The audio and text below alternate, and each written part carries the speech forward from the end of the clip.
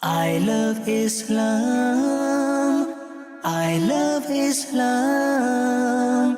I love Islam. I love Islam. Alhamdulillahi Rabbil Alameen. Wassalatu wassalamu ala Sayyidil Mursaleen. Amma ba'd. Fa'a'udhu billahi minash shaitanir rajeem. Bismillahir Rahmanir Rahim. As-salatu wassalamu alayka ya Rasulallah. الصلاة والسلام عليك يا رسول الله وعلى آلك وأصحابك يا حبيب الله. وعلى آلك وأصحابك يا حبيب الله. الصلاة والسلام عليك يا نبي الله. الصلاة والسلام عليك يا نبي الله. وعلى آلك وأصحابك يا نور الله. وعلى آلك وأصحابك يا نور الله. My dear viewers of Madani Channel, you're watching I Love Islam. Alhamdulillah, we're back here again. MashaAllah, you can see, you can feel the vibe. MashaAllah, the kids are ready to go. MashaAllah, we're back here. Before we discuss anything else, let's just have a quick view round who's has joined us today. MashaAllah, regular faces in the program. We have Noman Raza. MashaAllah, we have Little Adam. On this side, MashaAllah. How are you, Hassan? Assalamu alaikum. Wa alaikum assalam wa rahmatullahi wa barakatuh. And finally, we have Baba Ali. Assalamu alaikum. Wa alaikum assalam wa rahmatullahi wa barakatuh. How are you? Tiku. Tiku. MashaAllah. I thought you're Ali. In Urdu. Are you Ali or are you Tiku? Choose one. I'm Ali. I was saying in Urdu. You're saying in Urdu. Okay. May Allah bless you. Keep you happy. Alhamdulillah, we're back here. MashaAllah, the kids are ready for the day today. MashaAllah. And should we move forward then? Yeah. Come on then, without any delay. We're going to move forward to quiz of the day. I love Islam. I love Islam. I love Islam. 14. It's quiz of the day. Let's see what's the question for today. What is the name of the fourth month of the Islamic calendar? It's an easy question. Yeah, I know it. Such an easy question. Such an easy. Yeah, you just wait for another question to come at you in a bit. By the way, these kids think it was an easy one. Okay? Yeah. Now it's time now. Now, because he's told me I'm a failure. Yeah? He's told me I'm a failure. Yeah, very clearly. Yeah? Now, I'll have to do something to sort this out. How do I do this now? What do I need to do? Well, we'll find out in our first segment, My Islam. I love Islam. I love Islam. I love Islam. 14. Welcome to our first segment, My Islam. Alhamdulillah, in this segment, we get a chance to learn so many beautiful things about our religion. And today, we have a wonderful topic. You know what? This topic will help you a lot, will benefit you in your life, not just when you're a baby or a kid, but also in the whole life journey. This will help you, inshallah.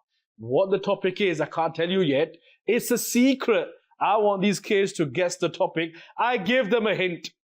I don't know if they catch the hint or not. Before the segment, I gave them a hint and it was a very clear hint. Yeah. Let's see if they can get to the topic. What is the topic today? About the fourth month of Islam. No. Is it close to it? No, that wasn't the hint, by the way. The quiz of the day, that wasn't the hint.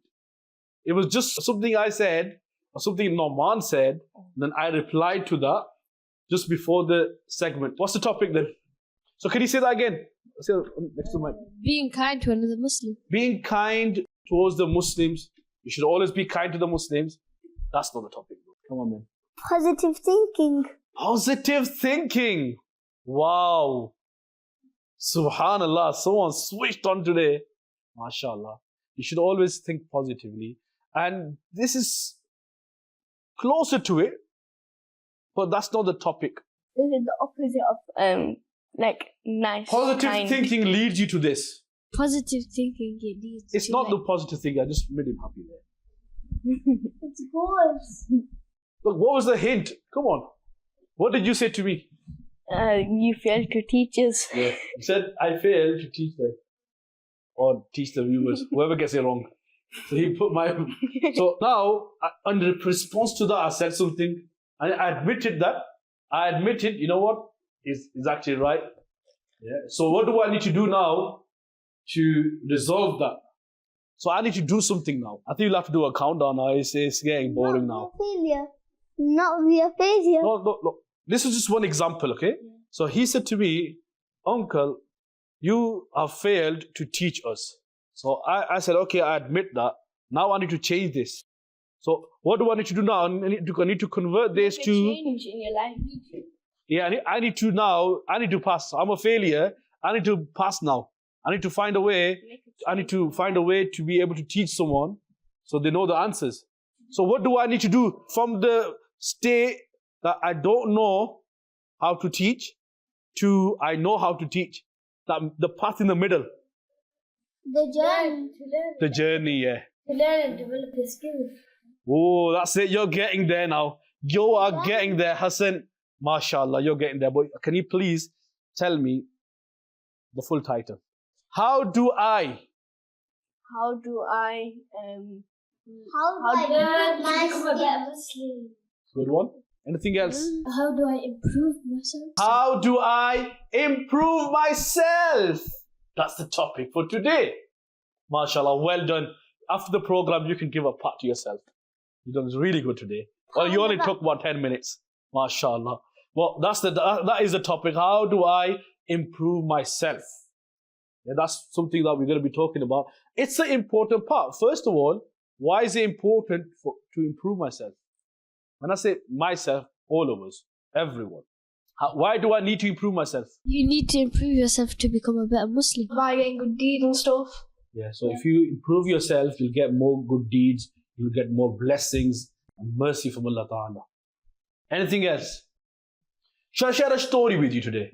Yeah. Who wants to hear a story? Me? Come on then, it's story time. There was a young boy who was around 15 years of age. His father passed away.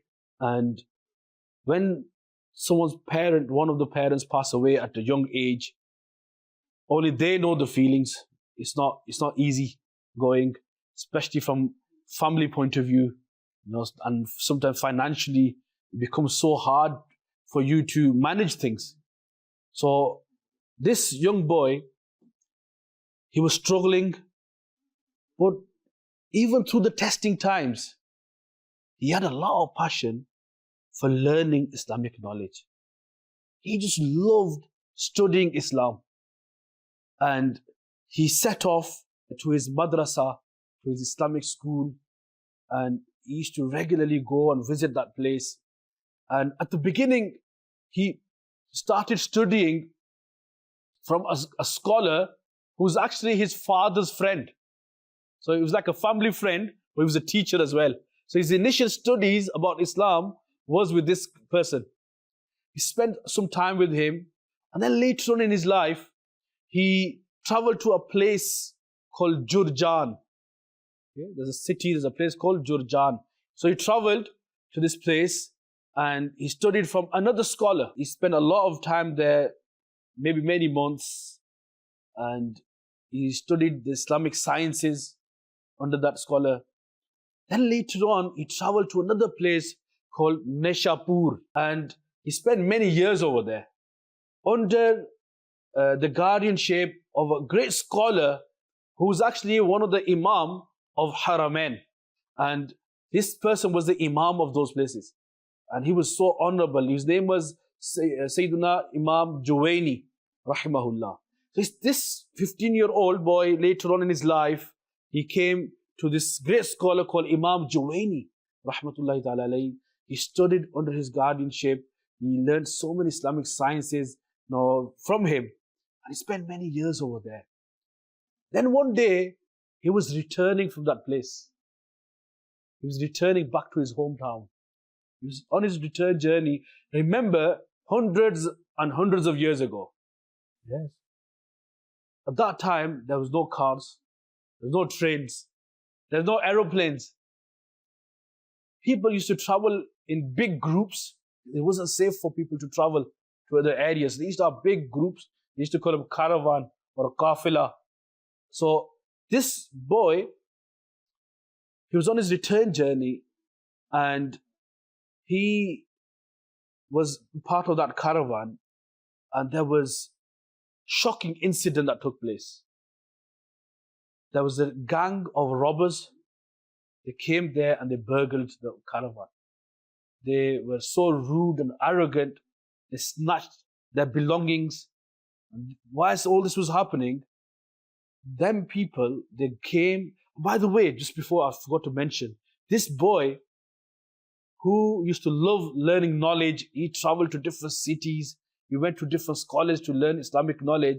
This person, he had one beautiful habit. Wherever he used to go to study Islam, he used to take his notebooks. He used to have some notes. He used to have pen and paper. He used to make notes. He used to write down the key things he's learning. So he had loads of notes with him. So in this journey, all these notes were with him. That's his treasure. It's like when someone makes notes, he's learned something and he's making them notes. It's like he's saving that knowledge. He's protecting that knowledge. Yeah, he doesn't want that knowledge to go waste. So what happened? He had so many notes with him, and then this gang came and burgling everyone. So these people, they snatched his notes. This person, because for him, that was the treasure for him. That was the gold for him. That was his knowledge. And he quickly went to the gang leader and said to him, look, whatever you do, please give my notes back to me. These notes are no beneficial for you. They're not going to help you. They're not what are you going to do with these notes?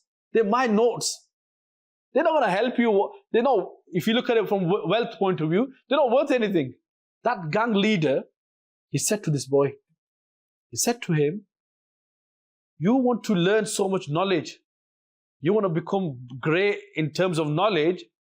And from the moment we snatched these notes away from you, we took these notes away from you and you became empty. What type of knowledge is this? In other words, he was trying to say knowledge is what's in your brain. And you've kept knowledge in the books, in the papers. And this boy later on, he thought, you know what? What this person said, it wasn't just a gang leader. It was like as if someone, possibly from Allah, there was a message. I was being guided through this robber, and this person, what he said, this became the turning point of my life. Since then, he took them notes, he took home, and he spent next 3 years studying those notes, memorizing that knowledge, and this personality became one of the great scholars of Islam. This personality is known as Sayyiduna Imam Ghazali, rahmatullahi ta'ala alayhi, a very famous scholar. But what was the turning point of his life? One of the key things that changed his life, that one sentence of the gang leader. One moment changed his life for the better. And who was it? Who said that sentence? A gang leader. A gang leader. Is he a good guy? No, but that He's was not the meant to be a nice guy. He was a nasty guy. Yeah? But he said something that touched his heart and it changed him. This made him more firm, more passionate about seeking Islamic knowledge. Imam Ghazali, rahmatullahi ta'ala alayhi, the kids who are watching this program, those who are here as well, if you're hearing this name for the first time, let me tell you, Imam Ghazali, may Allah have mercy on him, he is a great scholar. He's so knowledgeable that his own teacher used to say that he is the ocean of knowledge. His own teacher used to admire him. Oh, this teacher was so impressed by him, they used to call him, he's the ocean of knowledge. Subhanallah. Just imagine if the teacher thinks that about you. What type of knowledge, what type of intellect would you have? That's a great honor. Yeah. Even you could say in modern days, a prime minister, the leader of the Muslims at that time, he gave him the title as Zainuddin. Zainuddin means the beauty of Islam. And he's also known as, this great scholar, he's known as Hujjatul Islam, the proof of Islam. Because in his life, he worked tirelessly to serve Islam. The people who used to, bring forward the arguments against the teachings of Islam, he would answer them, with strong proofs, strong arguments. He used to break the arguments into pieces and make them feel that they're fools. Yeah, and this great Imam Ghazali, rahmatullahi ta'ala alayhi, he says himself that gang leader, one sentence of that gang leader changed my life. Now the question is, how is this linked to our topic today? How do I improve myself? Well, when that gang leader said these words to him, Imam Ghazali, rahmatullahi ta'ala alayhi, he reflected upon this. He didn't think, he's a robber, he's a bad guy, I don't want to even think about him. But he thought, no, doesn't matter who he is, what he said is right. So he reflected upon that and he said, I'm going to try to improve myself. So he took that message from someone. So anyone gives you advice, take it. If they give you, obviously, good advice, not the naughty one. If your friends tell you to mess about, if they tell you to make noise and break someone's window or whatever, go and egg someone's window, then you don't listen to. Obviously, the good advice. Whoever gives you the good advice, listen to it and apply it in your life. And why would you do that? So you can improve yourself. You can become a better person. So one moment, look how impactful it was, that one sentence of a robber. That changed the life of Imam Ghazali, rahmatullahi ta'ala alayhi. And when Imam Ghazali was born? He was born around 1,000 years ago.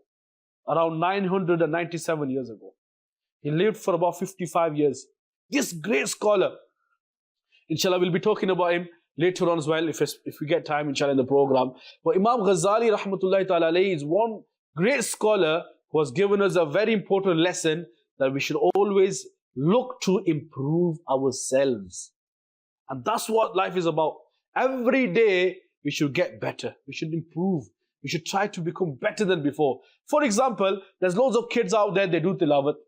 You recite the verses of the Quran. Some of you recite Naat of the Prophet sallallahu alaihi wasallam. It's a great honor. It's beautiful. However, every time you have the opportunity to recite a Naat, you should try to read your best. Every time, do your best. Better than before. Try to perform even better than last time. And if you have that mindset, inshallah, every single time you recite, you will improve then. And if you don't focus on this, you will know the words, Ali, you'll know these sentences, you'll know the kalam, but then after 3 months, if you look at your performance, it'll be probably worse than before. Because you're not really focused to develop yourself. And that is something we need to work on. So let us really focus and reflect upon this, that whoever gives you good advice, take it. We're talking about Naat, let's listen to a Naat of the Prophet sallallahu ta'ala alayhi wasallam. Hassan, you want to go first today? Come on then, Hassan's going to recite a Naat. Everyone join in. Sallallahu alayka ya Rasulallah, Salam alayka ya Habiballah, Bala walula be kamalihi kashafa duja be jamalihi hasnat jamiya hisanihi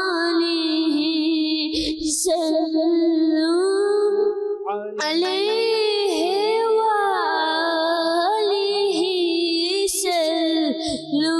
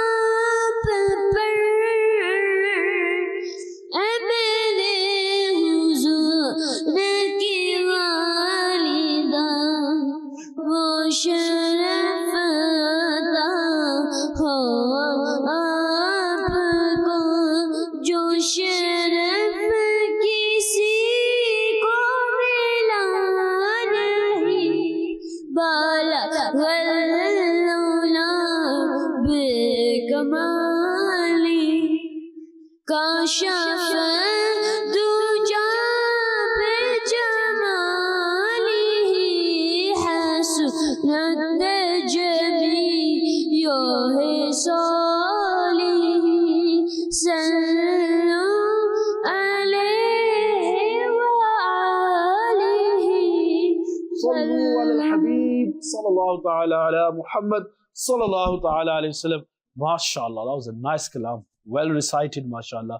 May Allah bless you more. MashaAllah. Love another kalam now. Mama Raza, you want to recite? Sallallahu alayka ya Rasulallah wa sallam alayka ya Habiballah. Meri ulfat Madine se yu hi nahi mere Aqa ka roza Madine mein hai. Main Madine ki jaan bana kaise kheenchuu. Main Madine ki jaan bana kaise kheenchuu. Mera deen aur duniya Madine mein hai. Mera deen aur duniya Madine mein hai. Arsh azam se jiski badi shan hai. Roza-e Mustafa jiski pehchan hai. Roza-e Mustafa jiski pehchan hai. Jiska hum palla koi muhalla nahi. Jiska hum palla koi muhalla nahi. Ek aisa muhalla Madine mein hai. Meri ulfat Madine se yu hi nahi. Mere Aqa ka roza Madine mein hai. Sallu ala al-Habib. Sallallahu ta'ala ala Muhammad Sallallahu ta'ala alayhi wa sallam. MashaAllah, that was another beautiful kalam in the love of the beautiful city Medina. Inshallah, may Allah ta'ala allow us to visit the blessed lands of Makkah and Medina many times with our family. Right, we need to continue our topic. So what do you think? Any of you, what would you say? As youngsters, as kids, tell me one thing you want the kids to improve on. What would you say? What's the first thing that comes to your mind? Behavior. Behavior. Why does the behavior have to be on top of the list when it comes to kids? What do you think? What would you say? Tell me one thing kids need to improve. Not playing too much games. What about just not playing games? Not playing too much. Not playing too much. Okay. Should play a little bit games. Oh, they can play a little bit. Okay. Come on then. What would you say? I think kids need to improve on like going to their local masjid because they either skip it or they just don't go. Yeah. We need to improve our connection with our masjid. With masjid, that connection, that love needs to be there. You should pay a visit to the masjid every day. Why should you visit the masjid? What do you do there? Read the Quran. We read pray the Quran namaz. there, we read namaz there. We need to spend time in the masjid. Subhanallah. These are a few things we need to improve on. Well, in the studio, we are joined by Brother Arkam. MashaAllah. Assalamu alaikum wa rahmatullah. Wa alaikum assalam wa rahmatullahi wa barakatuh. Finally, we succeeded in bringing you here. Arkam bhai, alhamdulillah, we're discussing a very important topic. Although we were discussing a short story from the life of They were going round one by one, how to improve. What to improve? What to improve. What should one thing kids improve? So we had Hassan. What did you say? Behavior. Behavior. And Ali, I think he was quiet. He didn't want to say it. He thought, if I say it, then I might have to act upon it myself as well. My parents are watching me, and if I say it, they're going to say, okay, you need to improve it. So he was being resistant. Yeah, he didn't want to say it, but then at the end, he did say it though. What was it?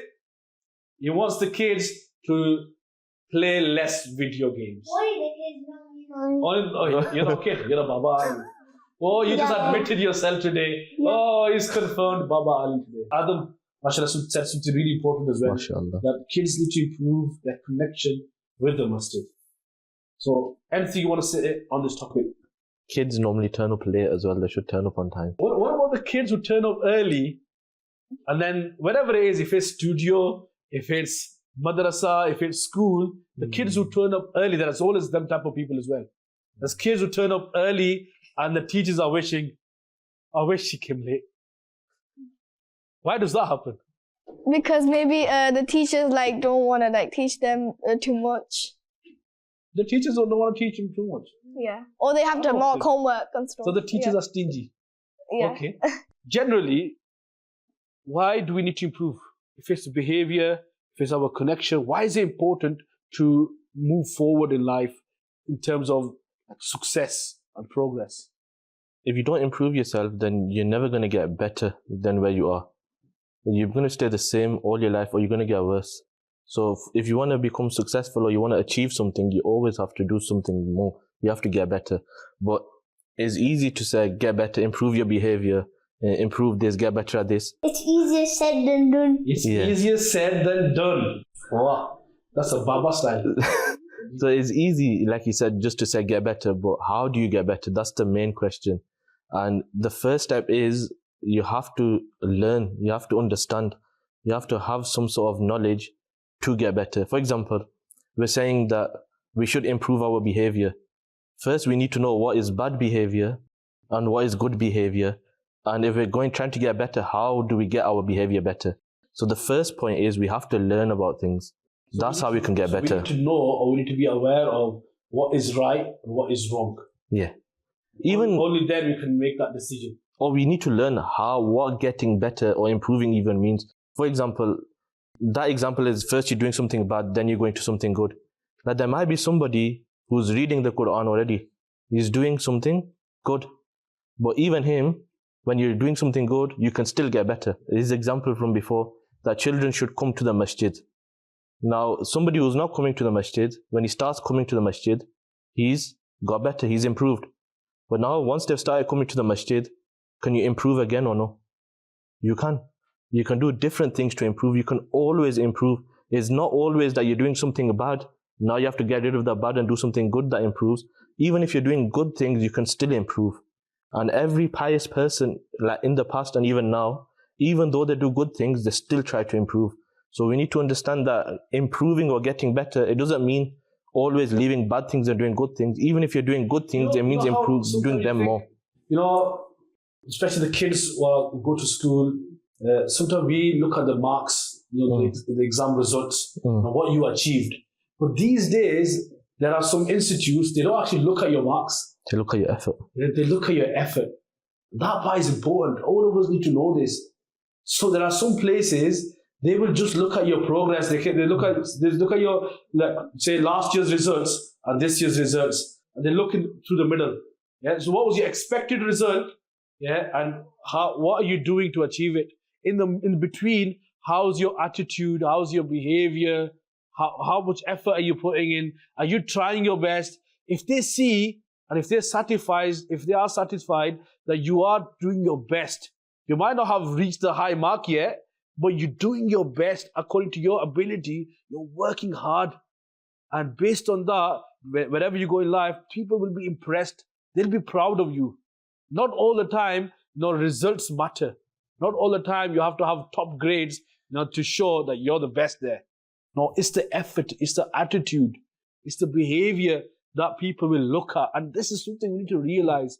We need to strive and we need to make ourselves better every day. You know what you're saying? Someone's getting tired here. Come on, Ali. Also, if you're not improving yourself, you're not going to get anywhere in life and stuff.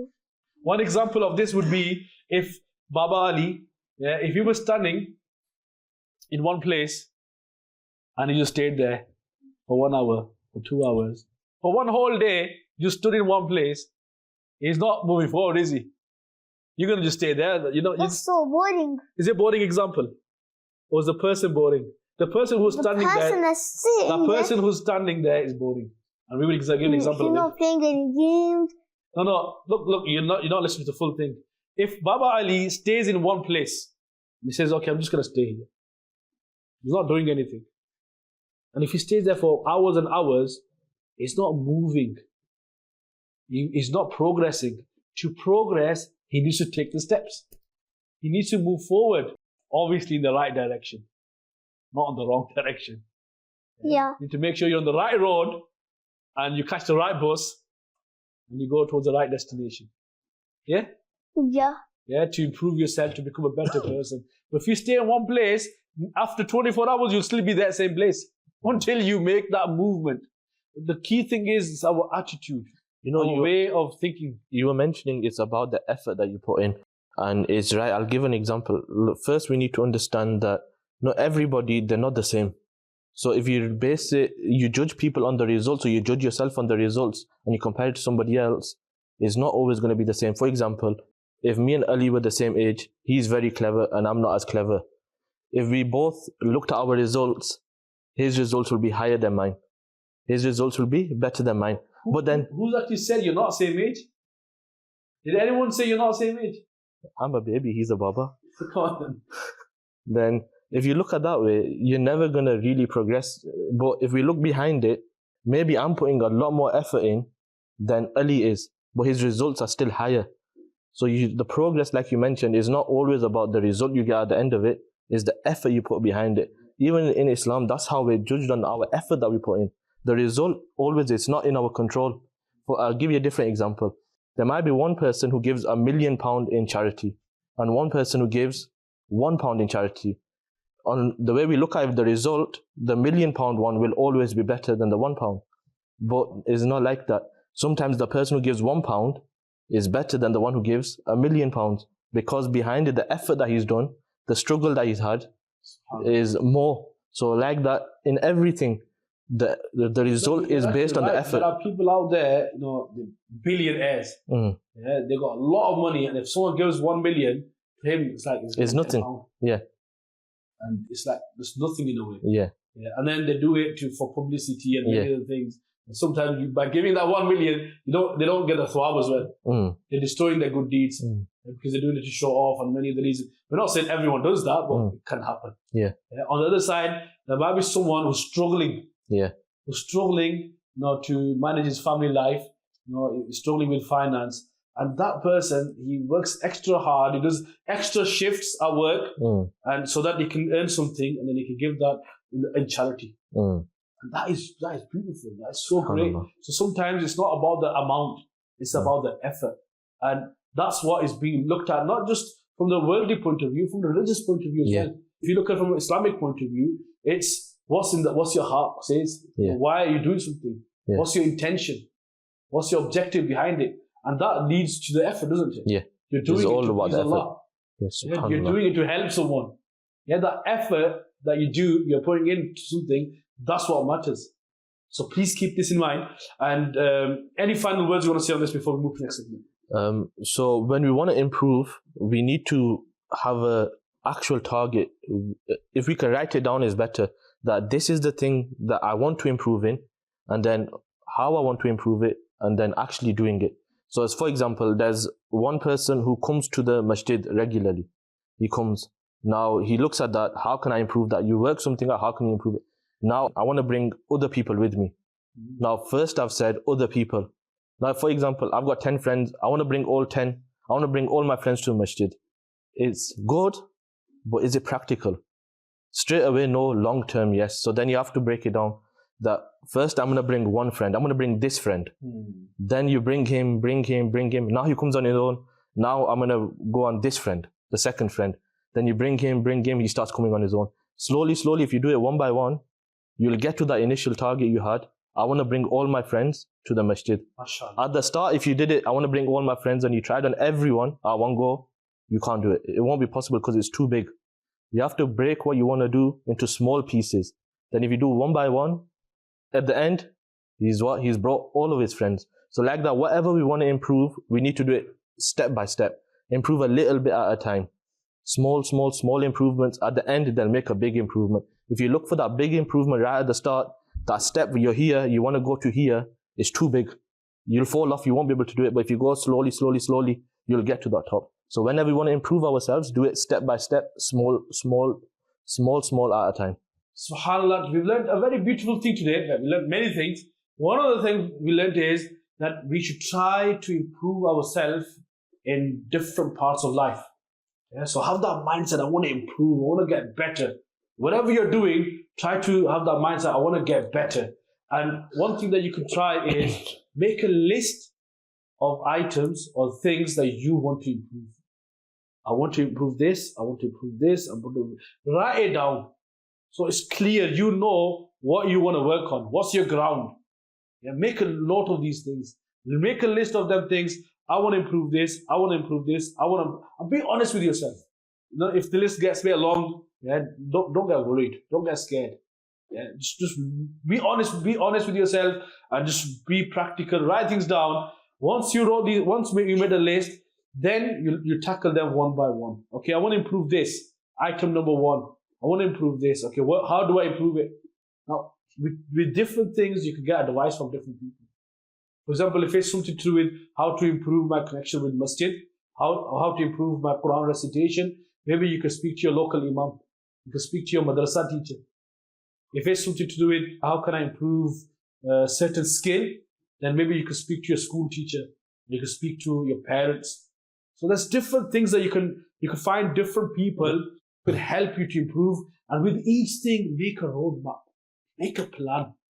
Okay, from here, I want to get to there, but how am I going to get there? Am I going to jump? Am I going to fly? Am I going to crawl? What am I going to do? How am I going to get there? Make a roadmap. And sometimes some things, there won't be like a magic wand and then things will just happen. Yeah, some things will take time. Yeah, so don't get worried.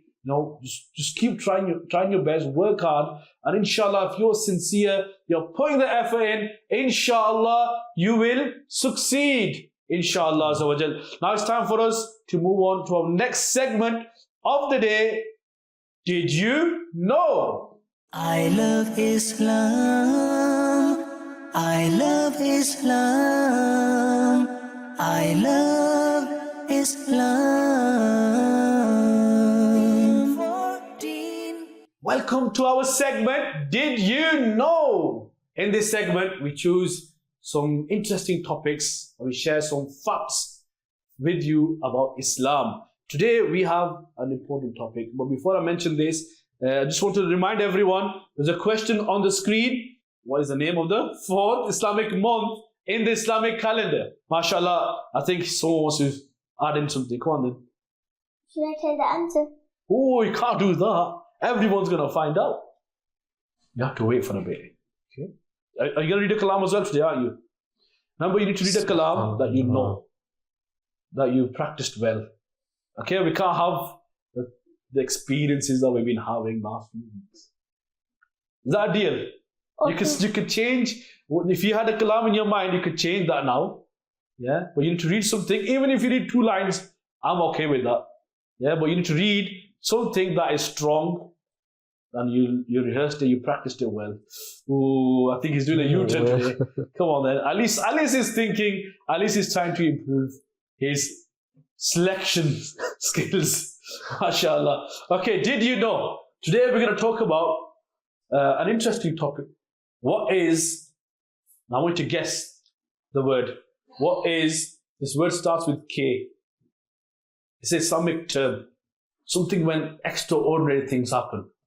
And you name it with that word. Mu'jiza. Is it mu'jiza? Well, let me check my dictionary. Mu'jiza doesn't start with K. What is a mu'jiza? What is mu'jiza? That's interesting. We'll discuss that as well, inshallah. So, what is... Okay, shall I give you a clue? Yeah. You're very close.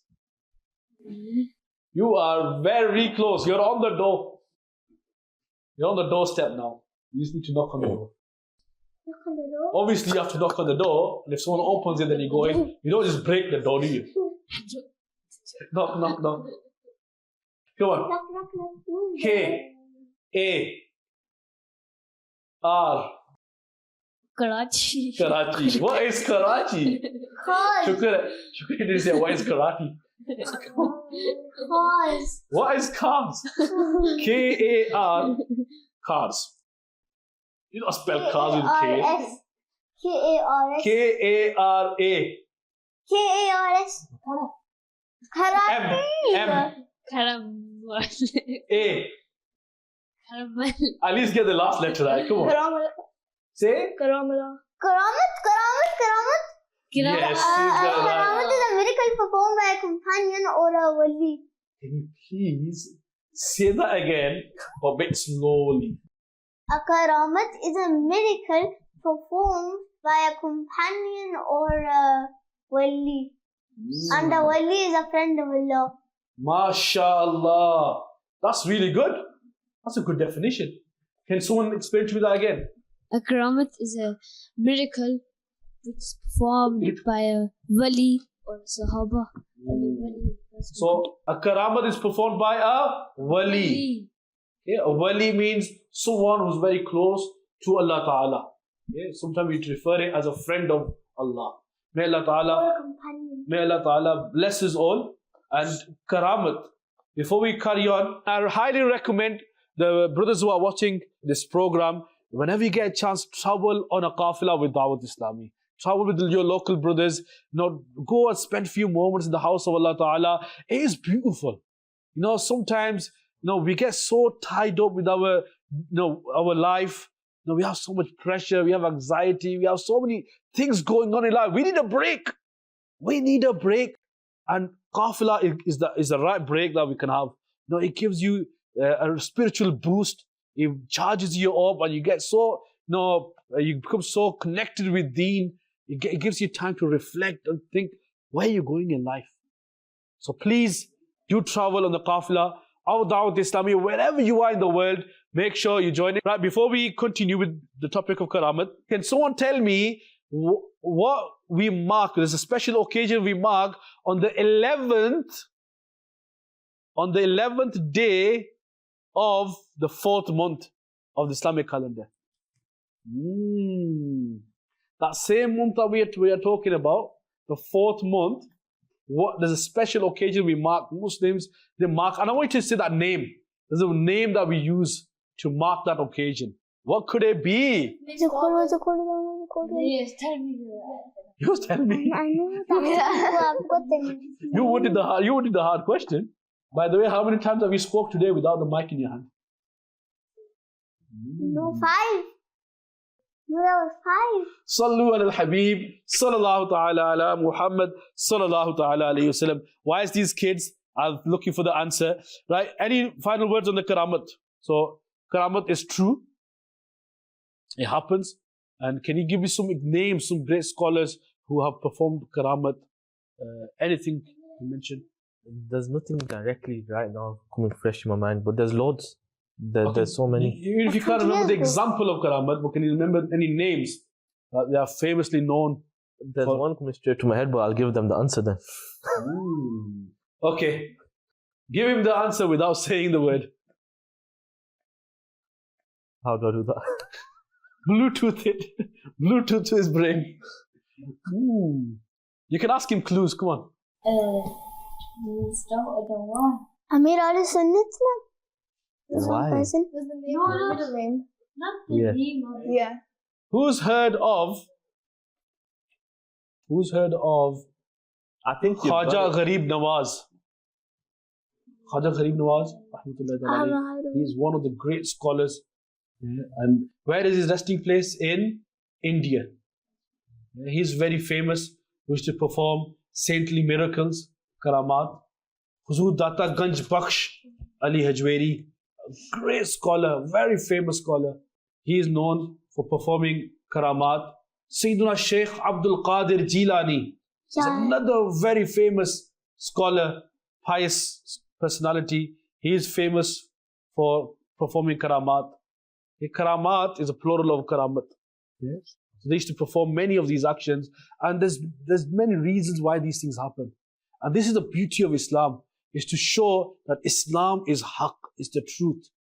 When people come and they try to say things which are against the teachings of Islam, they come and try to give arguments to say that Islam is not right. This is where these scholars, sometimes they go out of the normal routine and they perform such acts to prove this is Islam. This is the truth. And one great scholar comes to mind is Sayyidina Peer Meher Ali Shah Sahab, rahmatullahi ta'ala, and many other scholars. Yeah, there are many, you can say hundreds of scholars, who have in the past have performed karamat, and it's true, it can happen. But as a Muslim, you need to remember this is a gift. Karamat is a gift given by Allah Ta'ala to these noble people. May Allah Ta'ala allow us to understand the importance of karamat. So we have respect and honor for all the scholars and awliya Allah. Baba Ali, I think, is having a bit of fun time. It seems he's in his own little world. I think we need to wake him up a bit. Come on then, Ali. Can you read a kalam then? Sallu ala al-Habib, sallallahu ta'ala ala Muhammad, sallallahu ta'ala alayhi wa alihi wa sallam. सरकारी गौसिया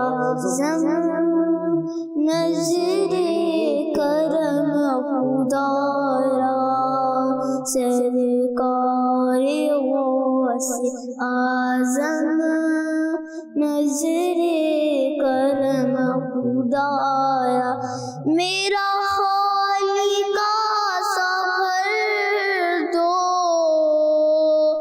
मेरा खाली का सफर दो मैं फकीर हूँ तुम्हारा सरकार गौसे आज़म नज़रे करम खुदाया सरकार गौसे आज़म नज़रे करम खुदारा सरकार गौसे आज़म नज़रे करम खुदारा सबका कोई ना कोई दुनिया में आसरा है सबका कोई ना कोई दुनिया में आसरा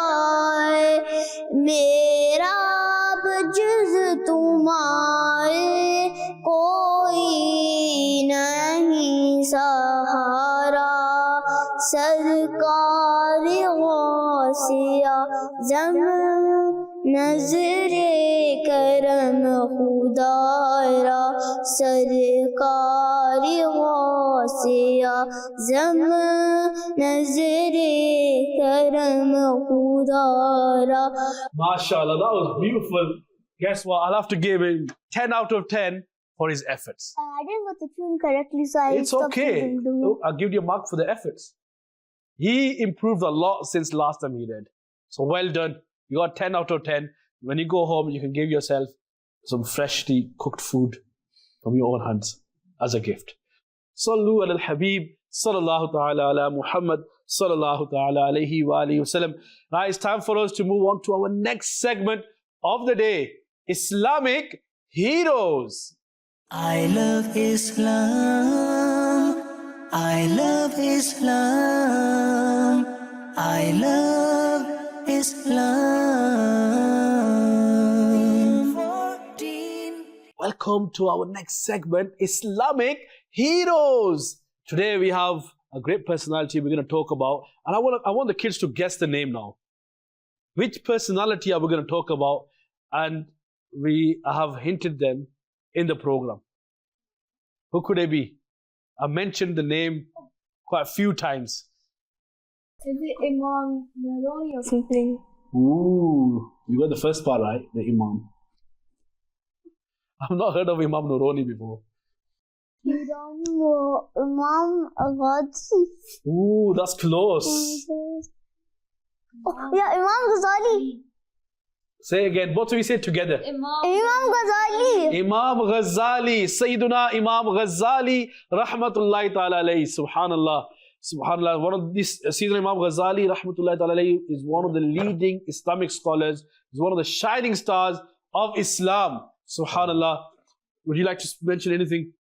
So I think we covered, or you covered Sayyidina Imam Ghazali, rahmatullahi alayhi, before earlier on when you mentioned the story about them. Their famous title is Hujjatul Islam, which means the proof of Islam. The other title they're known as Abu Hamid. Abu Hamid. So Abu Hamid is known as this title because of his son. Because of his son. His son his name is Hamid, and he's the father of Hamid. So Abu Hamid. And his son was also a great scholar as well. Great scholar. So a very lucky family, mashallah. He was born in 450 Hijri. 450. 450. So that's 900 and how many years? Come on. So we did 1447, and Imam Ghazali rahmatullahi ta'ala was born 450 Hijri. How many years has it been? 997. 997. How you got that so quick? Because I gave the answer away before. Ooh, someone wasn't paying attention. Someone needs to improve his listening skills. Gee. Oh, yeah. So around 997 years, so just say around 1,000 years ago, Imam Ghazali was born. Okay. So his full name is Muhammad bin Muhammad. So his dad's name is Muhammad. His grandfather's name is also Muhammad. So Muhammad bin Muhammad bin Muhammad bin Ahmad. Did you understand that? So Imam Ghazali, rahmatullahi ta'ala alayhi, his actual name is Muhammad. And then his father's name is also Muhammad. And then Muhammad. And his grandfather's name is also Muhammad. And then, wow. Why would they all like have that same name? Why? What do you think? Because it's a really popular name. It's a really popular name. There's more to it. The benefits if you name your child Muhammad. MashaAllah. What else? It's in the love of Prophet Muhammad sallallahu alaihi wasallam. So, obviously the grandfather. Okay, by the way, the great grandfather, you know what's his name? Ahmad. So Ahmad is also the name of Prophet sallallahu alaihi wasallam. So just look at this: grandfather, father, son.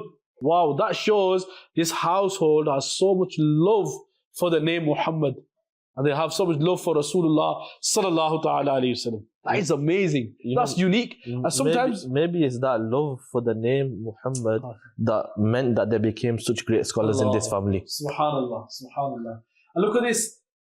In our culture, now if you have, say, there's a newborn baby, you want to name that child, and someone says, okay, name him Osman, and someone will say, no, that there's a kid on our street is called Osman. No, we're not going to call him Osman.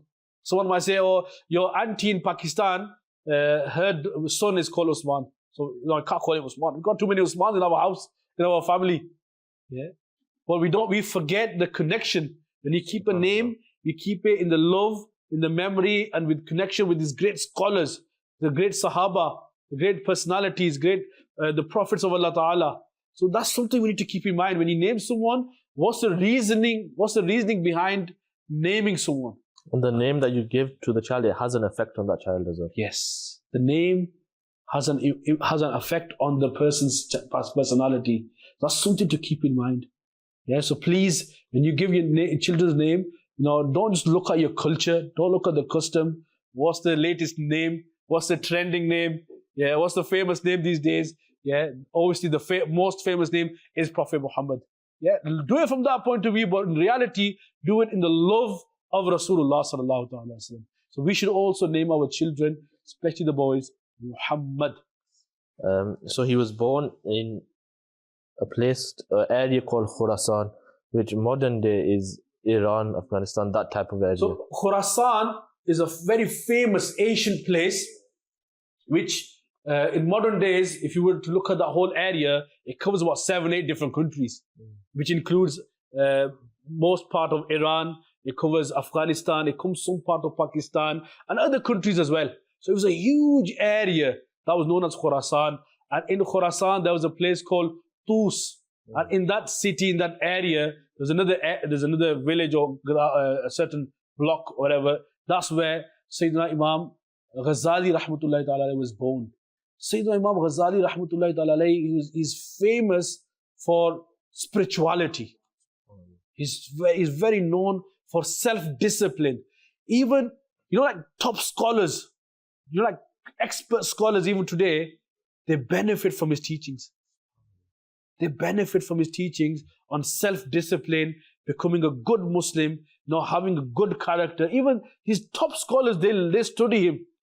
They study spirituality, personality from the teachings of Sayyidina Imam Ghazali. He's got so many books that the majority of Muslims, if not all, will be benefiting from Imam Ghazali in one way or another.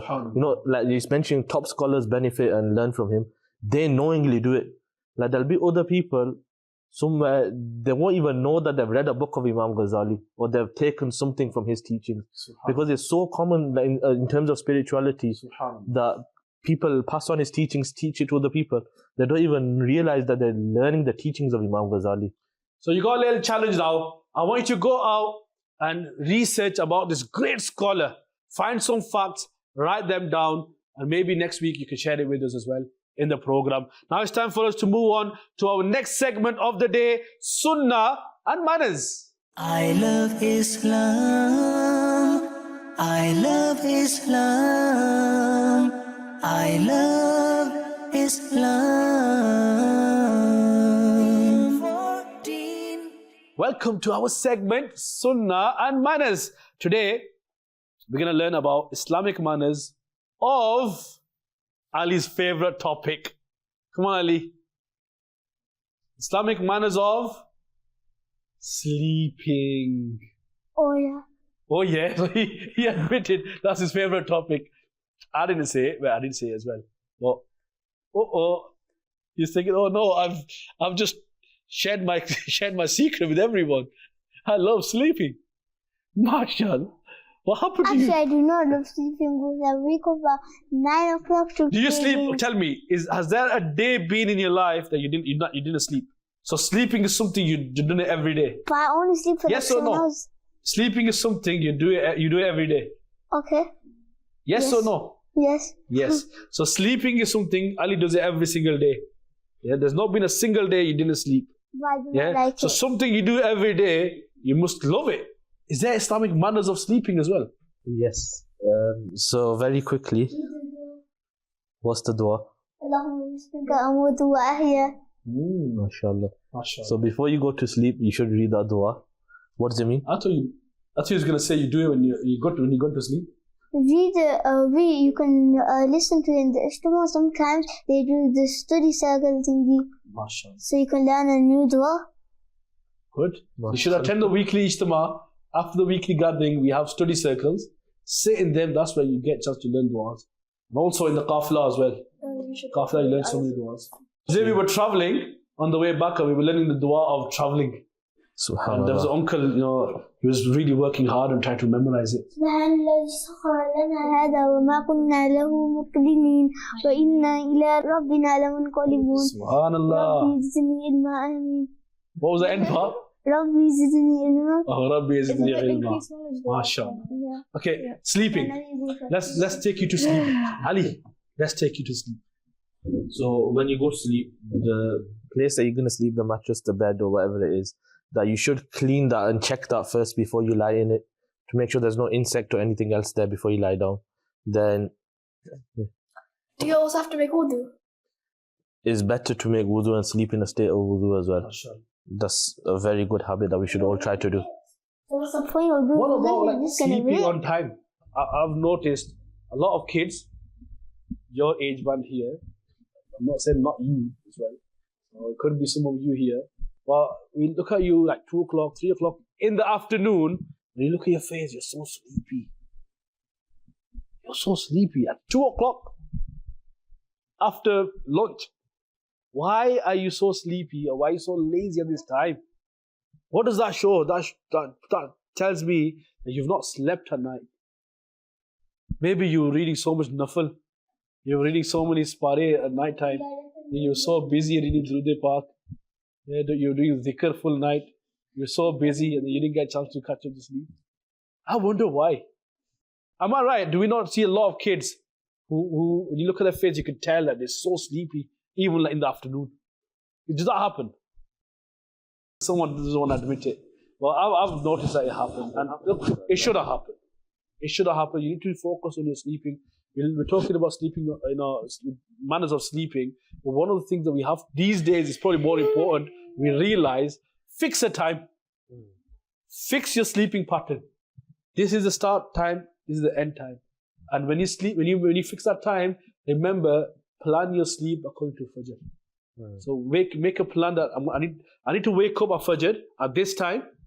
So that means I need to sleep at least 8 hours before. Yeah, plan it properly. Why? You want to sleep 20 hours? 8 hours before Fajr, that's so much. Okay, so what do you want to? You want to sleep 3 hours before Fajr? I think someone doesn't want to miss his. You're not talking on next holding the mic. What do you think? How many hours should we give before Fajr then? 0.1 hours. Come on. The day you become serious, Okay, some serious things will happen. practical. 9 to 10 hours. Yeah. Oh, he loves his sleep.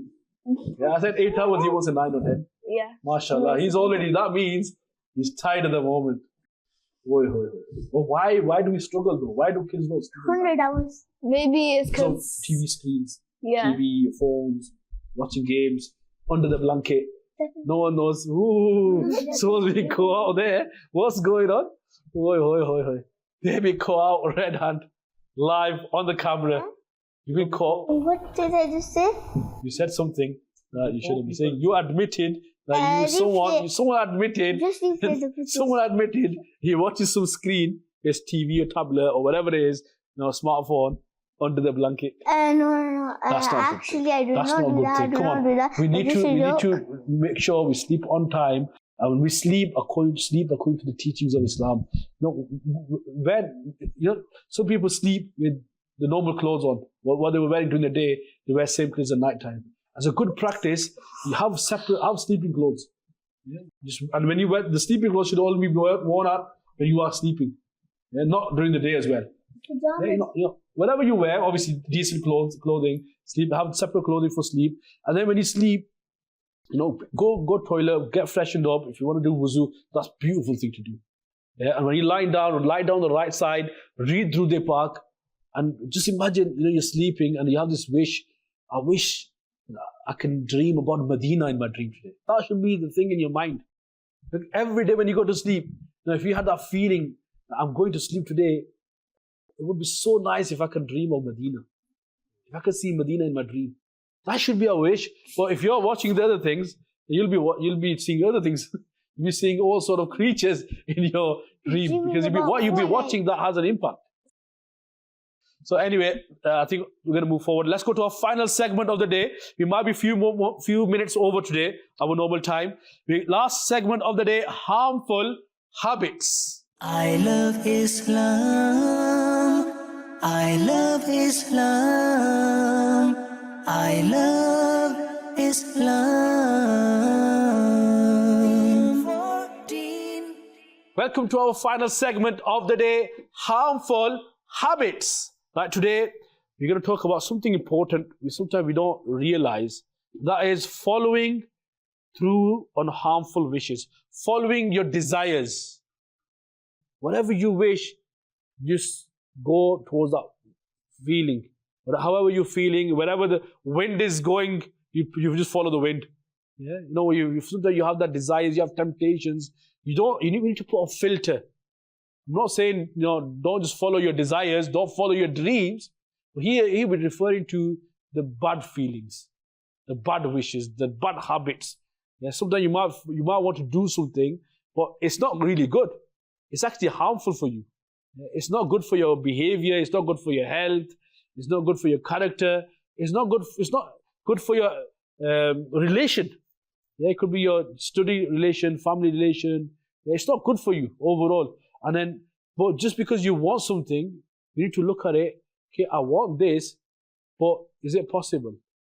Yeah, someone might say, okay, Ali, just imagine, Ali goes outside and it's at night time after Isha namaz, and he walks outside the masjid, looks up in the sky. There's a big full moon out there.